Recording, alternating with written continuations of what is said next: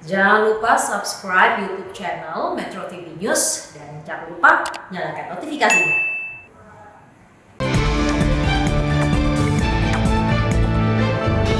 Agar luar Jawa Bali tidak meledak lagi.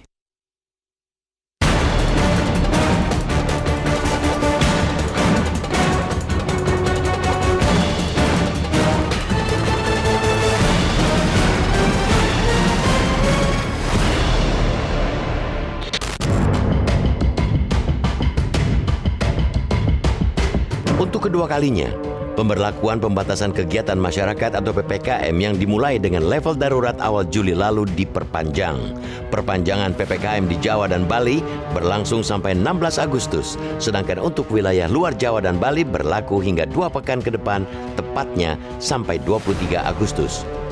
Kini giliran wilayah di luar Jawa Bali yang mendapat perhatian khusus karena tingginya kasus aktif COVID-19 dengan kecenderungan yang masih meningkat.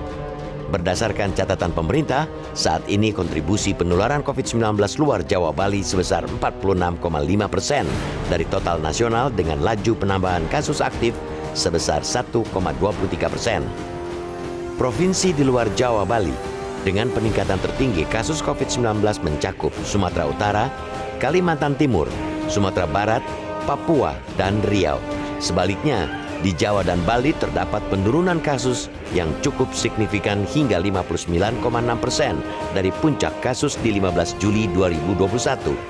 Hal itu antara lain merupakan dampak PPKM darurat yang diikuti penerapan PPKM level 4. Pemerintah memang perlu bergerak cepat untuk mencegah terulangnya ledakan kasus positif COVID-19 dan kematian seperti yang terjadi sepanjang Juli lalu.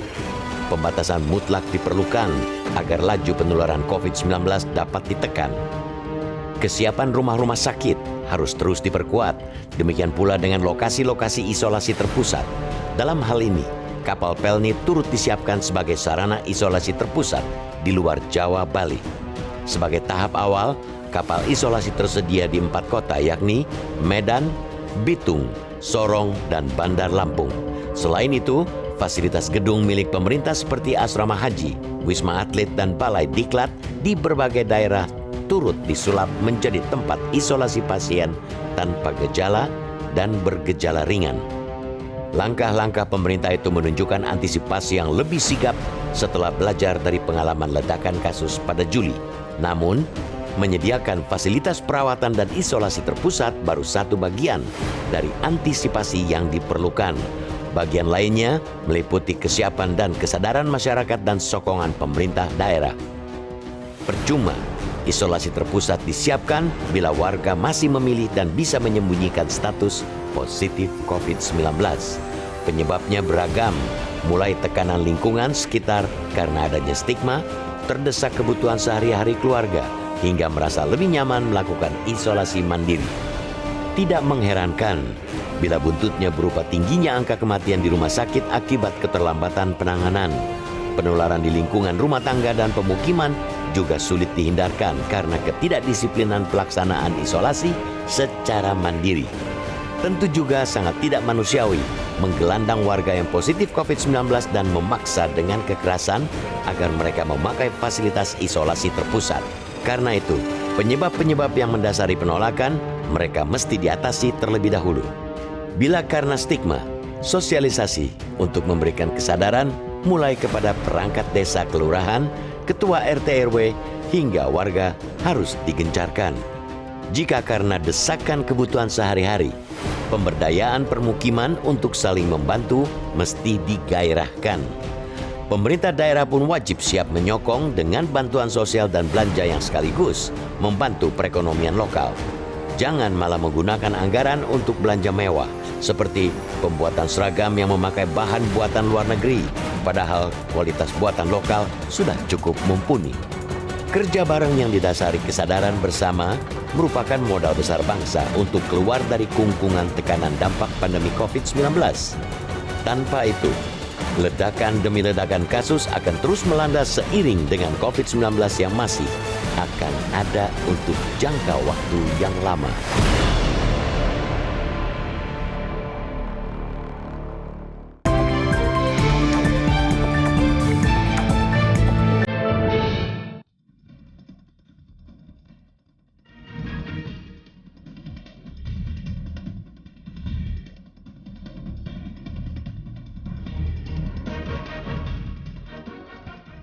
Halo, selamat pagi. Salam sehat selalu kembali di Editorial Media Indonesia. Untuk kedua kalinya, pemberlakuan pembatasan kegiatan masyarakat atau PPKM yang dimulai dengan level darurat awal Juli lalu diperpanjang. Perpanjangan PPKM di Jawa dan Bali berlangsung sampai 16 Agustus, sedangkan untuk wilayah luar Jawa dan Bali berlaku hingga 2 pekan ke depan, tepatnya sampai 23 Agustus. Kini giliran wilayah di luar Jawa Bali yang mendapat perhatian khusus karena tingginya kasus aktif COVID-19 dengan kecenderungan yang masih meningkat.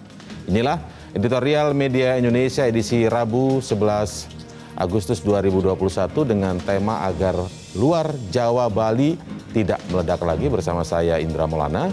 Dan seperti biasa kami juga mengundang partisipasi Anda melalui sambungan telepon di 021 583 99 100. Dan pagi hari ini kita sudah bersama dengan anggota Dewan Redaksi Media Group, Gaudensius Suhardi. Selamat pagi, Bang Gaudens. Selamat pagi, Indra. Sebelum kita ke ulasan editorial hari ini, begitu ya, kita simak dulu sejumlah headline di mediaindonesia.com ya, Bang Gaudens. Yang pertama adalah kalau kita lihat di sini adalah soal Mall Jakarta yang dibuka bertahap.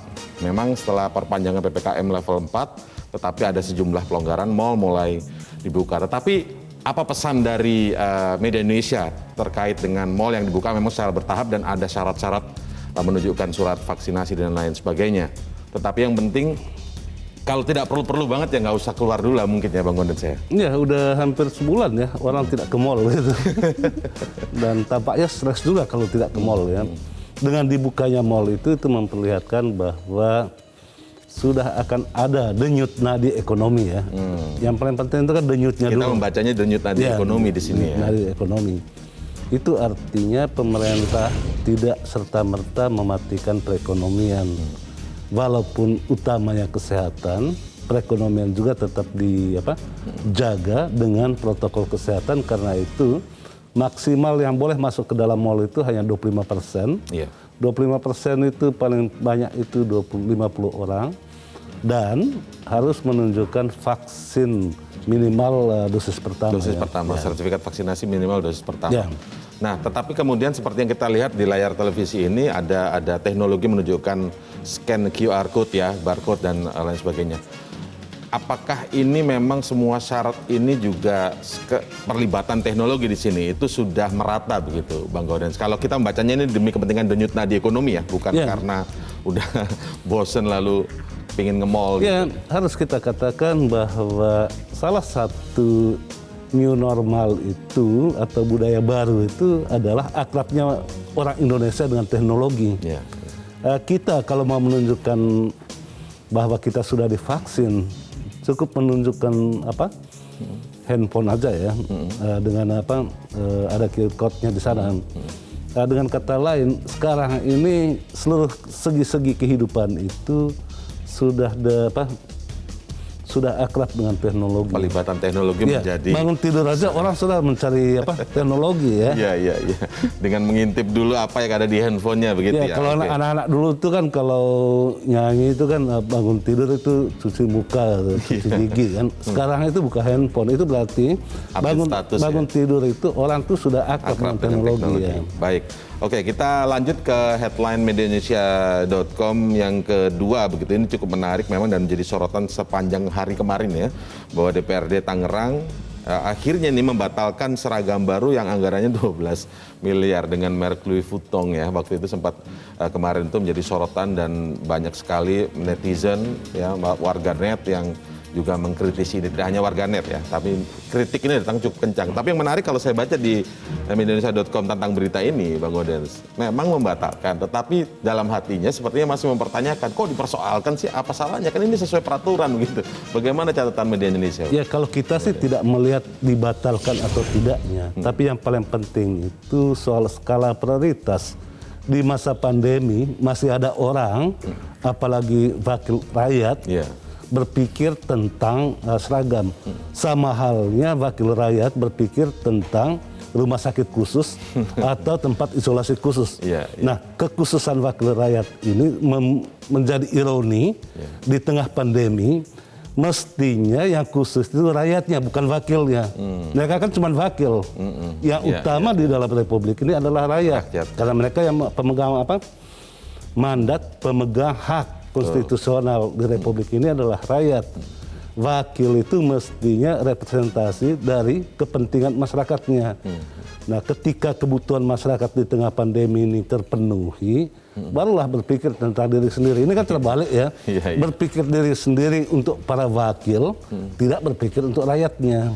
Tapi ini kan terjadinya bukan hanya, ya kita lihat contoh sekarang ada Tangerang, mungkin ada beberapa daerah lain yang belum terekspos begitu ya. Tetapi juga di pusatnya misalnya ngelihat. Artinya fenomena wakil rakyat kemudian mengusul-ngusulkan untuk mendapatkan fasilitas tertentu, walaupun kemudian memang akhirnya tidak berjalan karena ada kritik dari masyarakat. Tapi semangatnya kan pernah muncul dulu nih Bang Gaudens. Kalau media Indonesia melihatnya seperti apa sih? Apakah memang kesadaran untuk kemudian mengutamakan masyarakat dalam hal atau rakyat misalnya itu tidak muncul dalam benak para wakil ini? Ya kita melihatnya ini lucu-lucuan aja sih. Disebut lucu-lucuan karena bagaimana mungkin mereka yang menjadi orang-orang terpilih itu justru tidak paham tentang rakyatnya sendiri. Di tengah kesusahan masih mau bersenang-senang itu kan sesuatu yang seragam gitu loh ya. Di luar akar waras gitu loh. Jadi perlunya para wakil rakyat ini merawat akal warasnya. Oke. Nah, ini yang ketiga dari headline media Indonesia.com yang juga menarik untuk kita ulas di sini adalah soal aturan baru perjalanan KPK yang disebut potensial dapat mencederai independensi. Kalau kita baca di berita ini begitu ya di Indonesia.com, itu terlihat seperti bahwa aturan ini berisi tentang perjalanan dinas dari KPK, pegawai dan lain-lain, itu dibiayai oleh pihak pengundang. Nah, ini yang tidak terjadi di KPK sebelumnya begitu, Bang. Ya, KPK sebelumnya itu kan bukan pegawai negeri ya. Ketika sekarang dengan Undang-Undang 19 itu pegawai KPK itu adalah ASN, itu artinya dia tunduk kepada seluruh peraturan perundangan yang terkait dengan pegawai negeri atau ASN. Salah satu peraturan itu yang dikeluarkan oleh Kementerian Keuangan. Aturan itu menetapkan tentang perjalanan dinas. Apa-apa saja yang ditanggung oleh kantornya, apa saja yang ditanggung oleh penyelenggara, kalau seseorang itu menghadiri undangan resmi. Nah, terkait dengan yang ditanggung oleh penyelenggara itu antara lain itu kan biaya pesawat. Karena mereka itu diundang, mereka dibiayai, itu tidak termasuk dalam ranah ratifikasi menurut aturan yang berlaku di ASN. Tetapi kalau kita berpikir paradigma KPK lama sebelum dia dileburkan menjadi ASN, memang itu gratifikasi dan itu tidak boleh. Nah, persoalan sekarang orang belum move on terkait dengan status pegawai KPK yang ASN yang harus tunduk dan harus sama dan tunduk sama pada peraturan perundang-undangan yang ada gitu. Jadi intinya untuk menjaga itu seperti apa? Artinya peraturannya ada, dapat diikuti.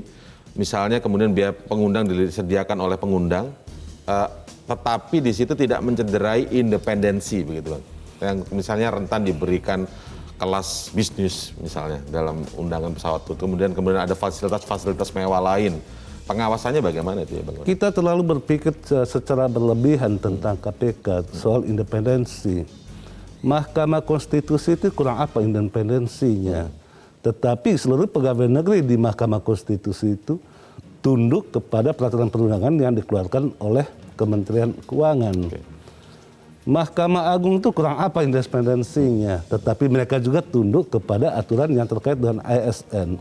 Nah, persoalannya sekarang itu kita tidak bisa membedakan mana aturan-aturan yang dibolehkan menurut peraturan perundangan yang terkait dengan ASN, mana yang dibolehkan. Kita itu pukul rata saja, seakan-akan KPK itu tidak boleh melakukan ini berdasarkan persepsi, berdasarkan keinginan, bukan berdasarkan peraturan perundang-undangan. Kalau KPK diundang tetapi dia tidak boleh tidak mau menerima misalnya tiketnya dibiayai oleh penyelenggara, dia melanggar ketentuan perundangan yang diatur di dalam peraturan Menteri Malah Keuangan. melanggar ya itu, malah melanggar ya. Oke, intinya mungkin harus pada move on ya, melihat aturan bahwa KPK yang sekarang ini adalah ASN pegawainya begitu. Berpikirlah jernih, jangan berpikir berdasarkan persepsi atau keinginan pribadi-pribadi. Itu preferensi pribadi kayaknya, persepsi yang lama. Oke, baik Bang Gaudens, kita sekarang akan lihat editorial kita lebih lengkap ya, agar luar Jawa Bali tidak meledak lagi sebelum kita saksikan tayangan lengkapnya. Tetapi mungkin bisa diberi catatan terlebih dahulu. Yang menarik dalam tulisan di editorial kali ini adalah PPKM darurat selama ini sangat efektif menurunkan tingkat kasus positif maupun kematian begitu ya beberapa waktu terakhir. Pertanyaannya adalah kenapa nggak kita pertahankan dulu tanpa ya memang diperpanjang tapi tanpa memberikan kelonggaran tadi. Ya kalau kita lihat di Jawa Bali memang PPKM itu sangat efektif karena itu dia diperpanjangnya hanya sepekan kok. Tanggal 16 berakhir. Iya. Tetapi di luar Jawa Bali itu perpanjangannya itu selama 2 pekan. 2 pekan, iya. Selesainya baru tanggal 23. Nah, pertanyaannya bagaimana segala upaya daya itu untuk memperkuat pelayanan atau penyekatan penyebaran virus corona di luar Jawa Bali. Di luar Jawa Bali ya. Editorial akan membahas tentang itu. Oke, baik. Kita akan simak terlebih dahulu tayangan lengkap editorial Indonesia hari ini agar luar Jawa Bali tidak meledak lagi.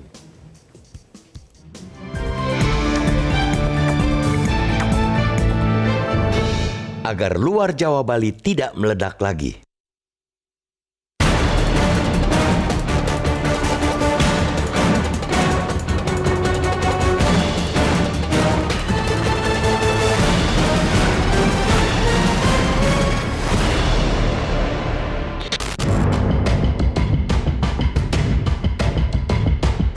Untuk kedua kalinya, pemberlakuan pembatasan kegiatan masyarakat atau PPKM yang dimulai dengan level darurat awal Juli lalu diperpanjang.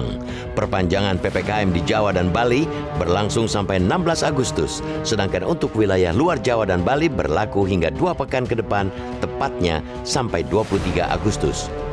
Kini giliran wilayah di luar Jawa Bali yang mendapat perhatian khusus karena tingginya kasus aktif COVID-19 dengan kecenderungan yang masih meningkat. Berdasarkan catatan pemerintah, saat ini kontribusi penularan COVID-19 luar Jawa Bali sebesar 46,5% dari total nasional dengan laju penambahan kasus aktif sebesar 1,23%. Provinsi di luar Jawa Bali dengan peningkatan tertinggi kasus COVID-19 mencakup Sumatera Utara, Kalimantan Timur, Sumatera Barat, Papua, dan Riau. Sebaliknya, di Jawa dan Bali terdapat penurunan kasus yang cukup signifikan hingga 59,6% dari puncak kasus di 15 Juli 2021. Hal itu antara lain merupakan dampak PPKM darurat yang diikuti penerapan PPKM level 4. Pemerintah memang perlu bergerak cepat untuk mencegah terulangnya ledakan kasus positif COVID-19 dan kematian seperti yang terjadi sepanjang Juli lalu. Pembatasan mutlak diperlukan agar laju penularan COVID-19 dapat ditekan. Kesiapan rumah-rumah sakit harus terus diperkuat, demikian pula dengan lokasi-lokasi isolasi terpusat. Dalam hal ini, kapal Pelni turut disiapkan sebagai sarana isolasi terpusat di luar Jawa Bali. Sebagai tahap awal, kapal isolasi tersedia di 4 kota yakni Medan, Bitung, Sorong, dan Bandar Lampung. Selain itu, fasilitas gedung milik pemerintah seperti asrama haji, wisma atlet, dan balai diklat di berbagai daerah turut disulap menjadi tempat isolasi pasien tanpa gejala dan bergejala ringan. Langkah-langkah pemerintah itu menunjukkan antisipasi yang lebih sigap setelah belajar dari pengalaman ledakan kasus pada Juli.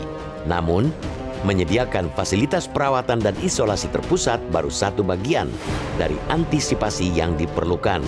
Bagian lainnya meliputi kesiapan dan kesadaran masyarakat dan sokongan pemerintah daerah. Percuma isolasi terpusat disiapkan bila warga masih memilih dan bisa menyembunyikan status positif COVID-19. Penyebabnya beragam, mulai tekanan lingkungan sekitar karena adanya stigma, terdesak kebutuhan sehari-hari keluarga, hingga merasa lebih nyaman melakukan isolasi mandiri. Tidak mengherankan bila buntutnya berupa tingginya angka kematian di rumah sakit akibat keterlambatan penanganan. Penularan di lingkungan rumah tangga dan pemukiman juga sulit dihindarkan karena ketidakdisiplinan pelaksanaan isolasi secara mandiri.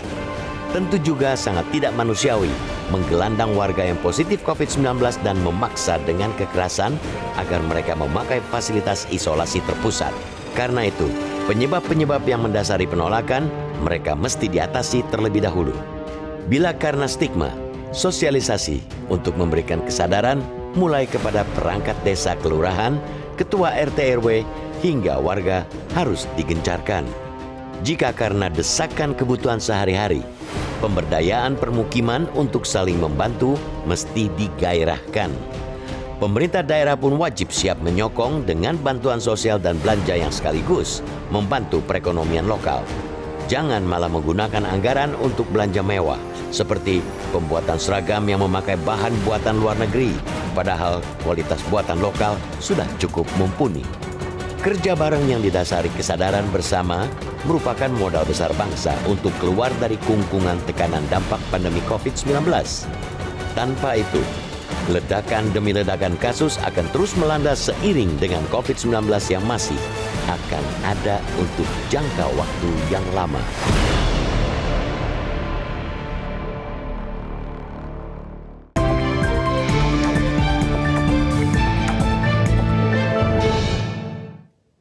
Kami tunggu pendapat Anda dalam topik editorial kali ini di 0215839900, ulasan editorial media Indonesia. Segera kami hadirkan kembali setelah jeda berikut ini.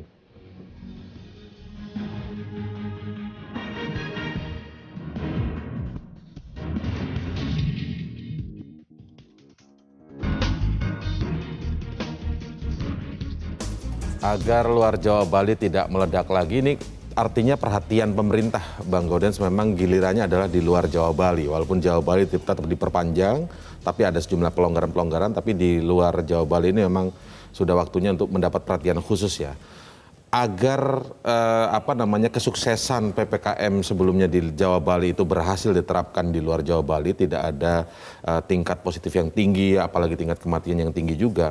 Catatan apa saja dari PPKM kemarin yang lalu itu, Bang, agar bisa dipraktekkan dengan baik di luar Jawa Bali ini? Misalnya kalau sempat kita lihat kan ada ya juga kemudian kekerasan atau arogansi dari penegak aturan di Jawa Bali selama PPKM ini yang tidak berjalan baik.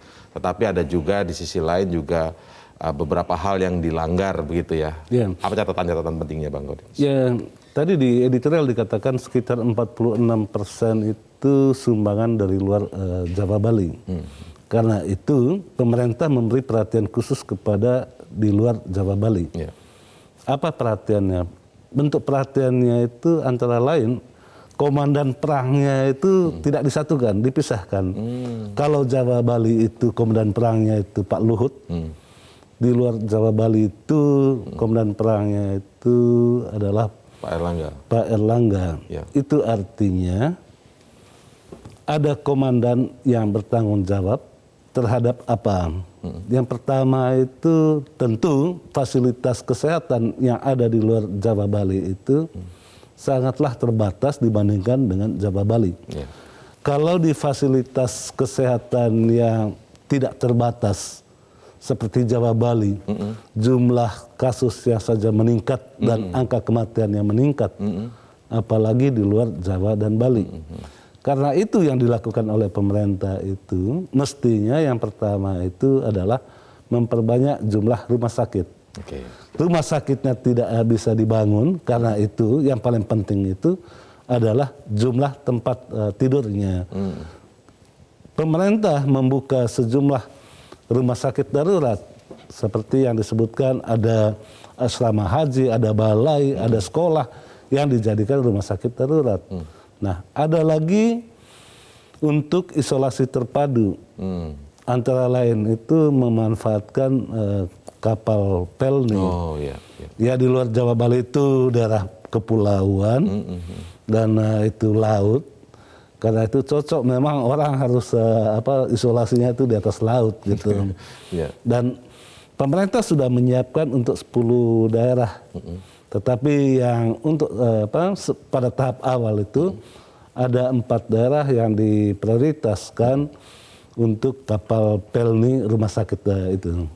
Nah, memang itu menarik Bang. Seperti bayangan bahwa di Jawa Bali waktu itu ketika PPKM darurat juga dilakukan, itu kan ada beberapa daerah yang sempat terbatas tabung oksigen dan lain-lain begitu ya. Kemudian bornya juga sangat tinggi.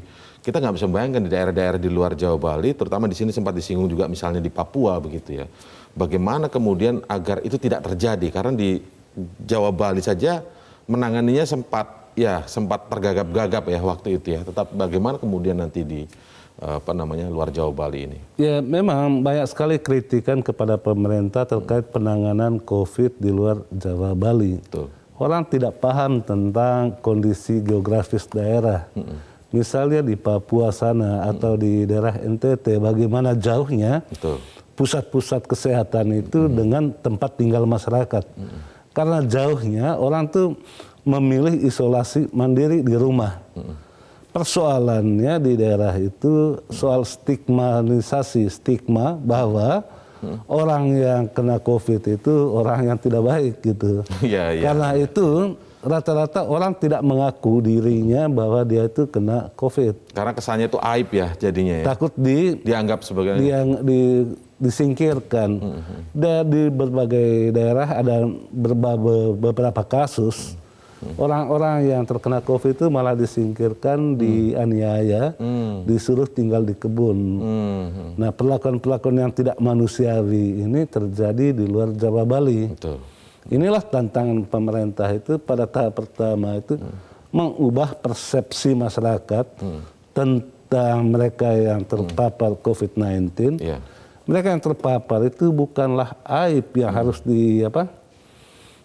disingkirkan atau disingkirkan yang membuat kucilkan malu. Ya. Mereka itu bukan penyandang kusta yang harus dijauhkan. Mereka adalah kita yang pada saat ini kena atau terpapar COVID-19. Justru membutuhkan bantuan karena kita semua. Itu mereka itu dibantu, karena sebagai bagian dari kita itu ya kita bantu. Baik, nanti kita lanjutkan setelah headline pukul 8 ya Bang Gaudens. Ini menarik sekali karena ketika soal sosialisasi pengetahuan tentang bagaimana penanganan COVID di luar Jawa Bali ini penting sekali untuk semakin masifkan. Kami segera kembali dalam editorial Media Indonesia setelah jeda headline news pukul 8 waktu Indonesia Barat.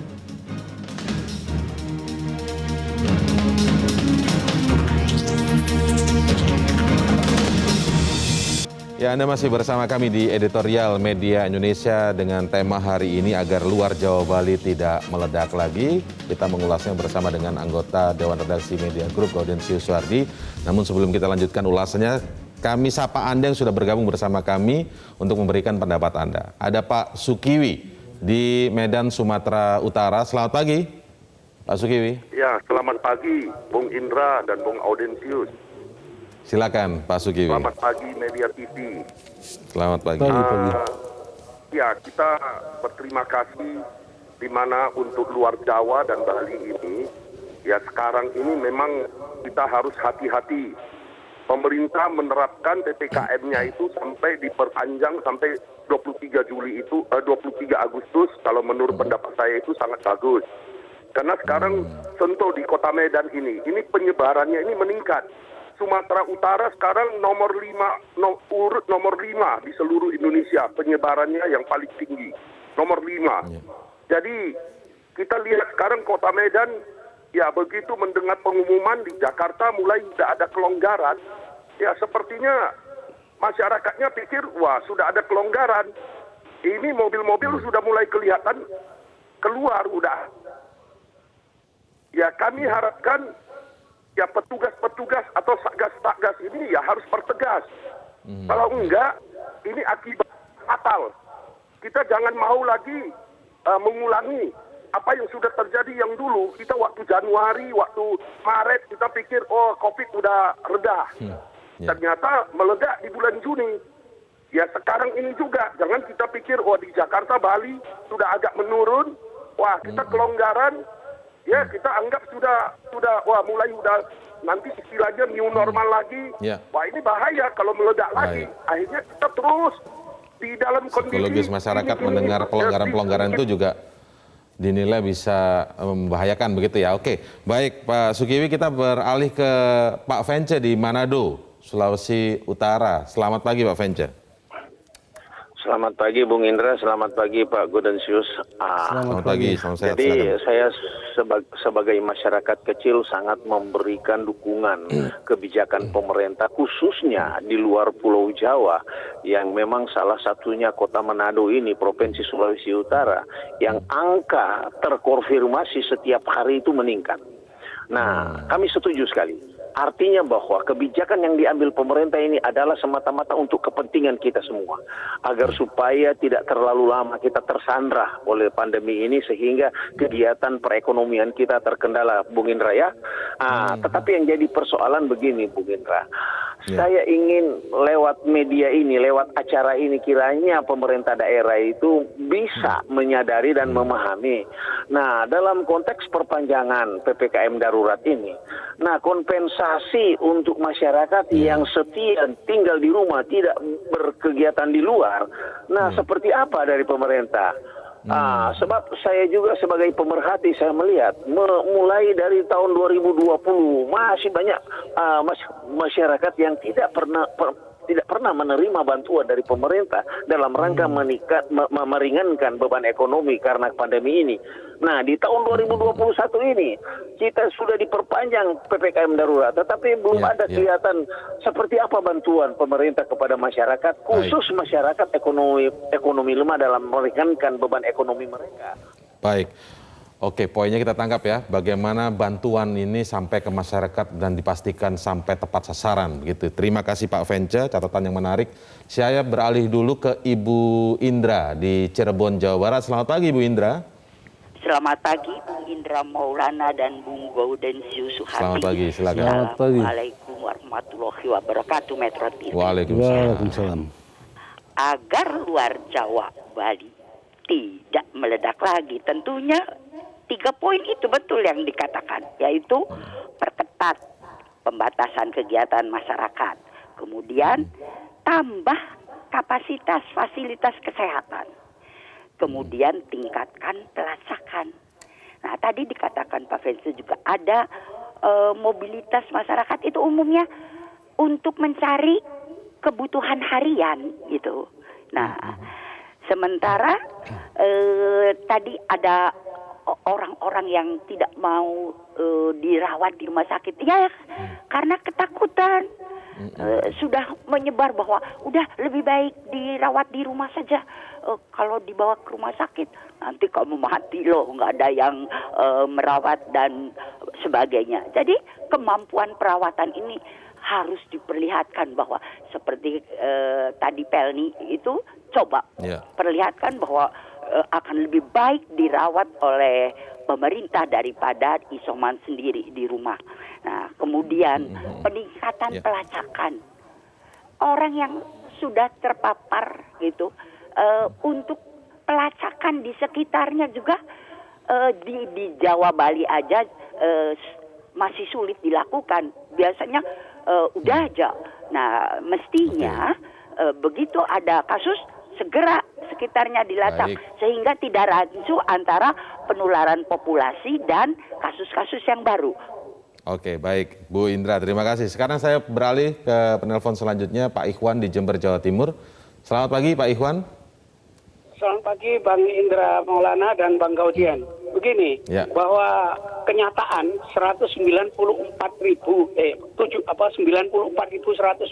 orang meninggal, dan setiap saat kita mendengar pengumuman tentang ledakan varian Delta ini, pengumuman isinya cuma innalillahi terus begitu rupa. Ini menunjukkan fakta, kenyataan dan aktual. Yang jadi masalah sekarang adalah bahwa pendiri negara ini, founding father, itu sudah memperhitungkan betul hubungan antara negara, hidup bermasyarakat, bangsa dan negara dengan agama. Sehingga jangan hanya apa yang kita lakukan, yaitu PPKM misalnya cuman itu, bukan. Tapi tambah lagi pertobatan nasional Oke, dan baik. doa bersama. Ini yang rupanya Baik. lupa bahwa inspirasi, bahwa kan pencabut yang namanya sakit itu hanya Baik, Pak Ikhwan. sumber yang memberi penyakit. Ya, ini sebagai salah satu ikhtiar juga begitu ya dalam menangani COVID-19 tentu saja ya.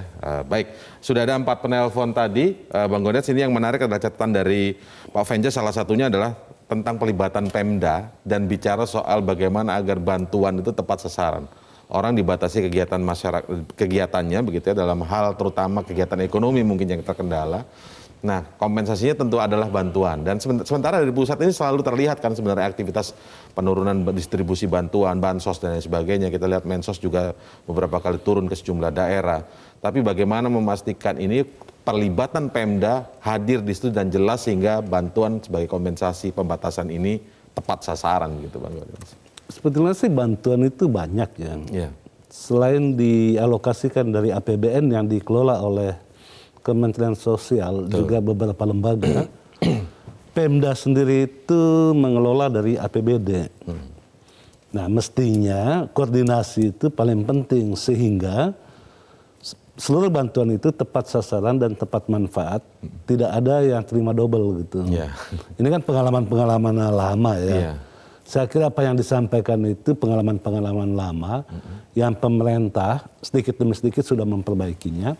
Walaupun dalam beberapa kasus di beberapa daerah, termasuk di daerah Jawa sini juga, ada saja orang yang menyelewengkan dana-dana bantuan tersebut.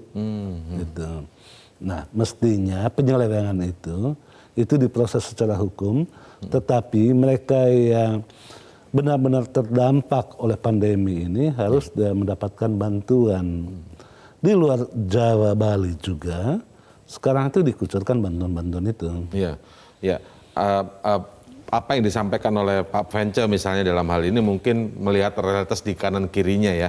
Mungkin pelibatan sampai tingkatan kelurahan, sampai tingkatan RW mungkin juga itu menjadi catatan penting juga ya Bang Godens ya. Ya kalau kita mau jujur saja, secara inisiatif warga di tingkat akar rumput, kemampuan atau toleransi untuk membantu satu sama lain di dalam persoalan pandemi itu sangat-sangat tinggi. Di RT saya misalnya, bagaimana ibu-ibu itu bergotong royong untuk memasak bagi mereka yang terkena COVID-19. Dan itu masih terus berjalan ya sampai sekarang Bang Godens? Masih terus berjalan. Nah, kita berharap dan mestinya pemerintah menginisiasi agar inisiatif-inisiatif masyarakat ini terus dirawat, jangan sampai dihempaskan begitu saja. Apalagi sekarang konsentrasi di luar Jawa, Bali.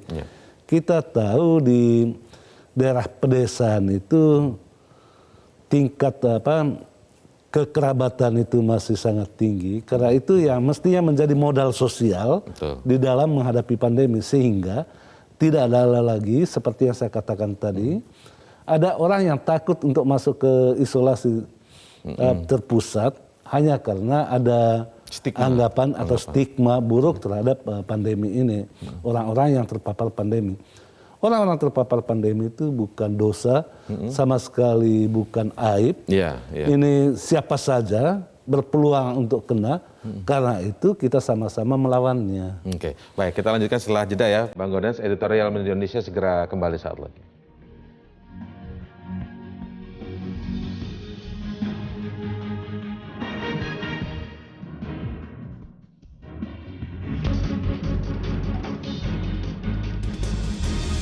Anda masih di Editorial Media Indonesia. Bang Godens, saya ingat betul setiap kita membahas soal PPKM atau membahas soal penanganan COVID dalam editorial ini, selalu catatan Bang Godens adalah bagaimana peran Pemda itu menjadi sangat penting, krusial begitu sebenarnya, tidak hanya soal pemerintah pusat. Nah, dalam konteks luar Jawa Bali ini, perhatian pemerintah pusat ditujukan kepada luar Jawa Bali. Nah, bagaimana keterlibatan Pemda-Pemda sejauh ini dari catatan Media Indonesia ikut menyokong dan sangat berperan terutama dalam catatan yang Bang Godens sampaikan tadi, merubah persepsi masyarakat terutama di luar Jawa Bali ini terkait soal COVID-19 ini terkesan yang terpapar itu menjadi dalam tanda kutip aib begitu Bang. Ya kita mencoba untuk bersikap jujur ya. Iya. Jujur kita katakan bahwa Pemda itu punya peran yang sangat besar dan mereka sudah bekerja dengan sangat luar biasa di daerah-daerah. Oke. Justru yang harus kita beri apresiasi itu pemerintah di daerah itu bekerja di dalam keterbatasan. Disitulah bedanya dengan yang di Jawa Bali. Oke. Kalau Jawa Bali itu pemerintah daerah itu bekerja di dalam kemewahan fasilitas. Kemewahan fasilitas sebenarnya ya. Kalau di luar Jawa itu justru mereka bekerja di dalam kemiskinan itu sendiri. Oke, keterbatasan misalnya kayak jarak rumah sakit dengan jarak dari pelayanan kesehatan dengan masyarakatnya juga jauh, geografisnya sulit, begitu ya mungkin salah satunya. Saya memberi contoh ini yang dikatakan oleh Menteri Sosial ya. Bagaimana seorang penyandang disabilitas di daerah NTT disebutkan oleh Menteri Sosial itu di Manggarai untuk mendapatkan vaksin saja harus berjalan kaki selama 4 hari. Gitu. Nah, membayangkan kondisi seperti ini, itulah adanya itulah adanya luar Jawa Bali. Oke. Jadi jangan berpikir Indonesia itu baik-baik saja seperti Jawa Bali. Oke. Di luar Jawa Bali itu semuanya serba keterbatasan. Bahkan untuk menempuh jarak jauh pun orang harus berjalan kaki. Itu yang pertama. 4 hari jalan ya vaksinasi untuk vaksinasi. Menurut Menteri Sosial ya, bukan kata saya, kata Menteri Sosial di dalam memberi bantuan untuk disabilitas di salah satu daerah di NTT itu butuh waktu 4 hari untuk dapat vaksin. Nah, persoalan lain itu adalah soal ketimpangan vaksin itu sendiri. Kalau kita lihat angka di luar Jawa Bali itu rata-rata vaksinasi itu di bawah 20%. Ini kan bagaimana kita berharap atau bagaimana kita menerapkan aturan orang berpergian harus dengan membawa kartu vaksin. Dengan syarat vaksinasi. Banyak teman-teman saya sekarang tertahan di daerah, tidak bisa balik ke Jakarta karena persoalannya belum divaksin. Mereka menunggu vaksin di daerah, ya belum datang-datang vaksinnya. Nah, hal-hal seperti ini yang perlu dipikirkan oleh pemerintah. Saya yakin di bawah Airlangga menjadi komandan perang COVID-19 di luar Jawa Bali ini mestinya sih bisa diatasi ya. Kita percaya Airlangga bisa melakukan itu. Oke, baik. Nah, sekarang kalau bicara tentang kesadaran masyarakat, tadi kita lihat tentang bagaimana agar merubah persepsi masyarakat bahwa yang terpapar COVID ini bukan aib. Lalu kemudian pelibatan Pemda, kemudian bagaimana pelayanan kesehatan maupun fasilitas isolasi terpadu itu tersedia dengan baik, ada pelibatan kapal PLN tadi juga. Tapi salah satu yang paling penting juga diantara adalah justru kesadaran masyarakat masing-masing dalam melakukan protokol kesehatan. Itu yang juga selalu catatan yang diingatkan oleh Bang Gaudens. Bagaimana sejauh ini pandangan dari media Indonesia, begitu mungkin pantauan di berbagai daerah, di luar Jawa Bali, kesadaran masyarakatnya dalam misalnya menggunakan masker dan lain sebagainya, Bang Gaudens? Ya kalau menggunakan masker itu kadang-kadang ada keinginan besar dari masyarakat untuk memakai masker, tapi maskernya tidak ada. Maskernya tidak ada. Ya maskernya ada tapi harus dibeli. Ya. Untuk makan susah bagaimana membeli masker. Nah persoalan-persoalan ini persoalan dilematis. Dan ini persoalan kemiskinan struktural di Indonesia. Orang itu kan dihadapkan pada pilihan membeli makanan atau membeli masker. Untungnya ini realitas Bang ya, realitasnya. Ya realitas. Tapi untungnya pemerintah itu selalu berusaha untuk membagi-bagikan masker. Ketika dibagikan masker, masyarakatnya memakai. Ya satu masker itu bisa sampai berbulan-bulan juga dipakainya. Ketika dapat pun satu masker berbulan-bulan. Padahal aturannya beberapa jam saja sudah harus ganti. Betul. Ya. Karena itu hendaknya kita berpikir Indonesia jangan Jakarta sentris. Mengelola atau mengatasi COVID-19 itu jangan menggunakan paradigma Jakarta, tapi harusnya Indonesia itu dilihat dari daerah. Daerah itu banyak kesulitan, karena itu bantulah daerah. Baik, ini semoga menjadi catatan dari seluruh Pemda di luar Jawa Bali, termasuk juga nanti komandan perang yang disebut Bang Gaudens tadi, komandan perang menangani COVID-19 di luar Jawa Bali, Pak Airlangga Hartarto, kita anggap sementara bisa ya untuk mengatasi ini. Terima kasih Bang Gaudens atas waktunya di editorial Media Indonesia pagi hari ini. Sosialisasi untuk memberikan kesadaran mulai kepada perangkat desa, kelurahan, ketua RT, RW hingga warga harus gencarkan. Pemerintah daerah pun wajib siap menyokong dengan bantuan sosial dan belanja yang sekaligus membantu perekonomian lokal. Kerja bareng yang didasari kesadaran bersama merupakan modal besar bangsa untuk keluar dari kungkungan tekanan dampak pandemi COVID-19. Tanpa itu, ledakan demi ledakan kasus akan terus melanda seiring dengan COVID-19 yang masih akan ada untuk jangka waktu yang lama. Demikian editorial Media Indonesia untuk hari ini. Saya Indra Maulana mengucapkan terima kasih, selamat pagi, salam sehat, sampai jumpa. Terima kasih Bung Ade. Metro TV